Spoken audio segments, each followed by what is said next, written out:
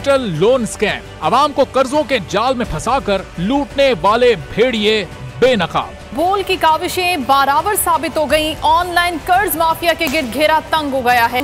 बोल ने दिया अपने आवाम का साथ, उठाई इस स्कैम के खिलाफ आवाज। बोल की डिजिटल लोन स्कैम के खिलाफ आगाही मुहिम की सबसे बड़ी ट्रांसमिशन 59% आवाम ने देखी अपनी स्क्रीन पर, क्योंकि बोल है पाकिस्तान का नंबर 1 न्यूज चैनल। सब्सक्राइब करें और बेल दबाएं ताकि कोई खबर रह न जाए।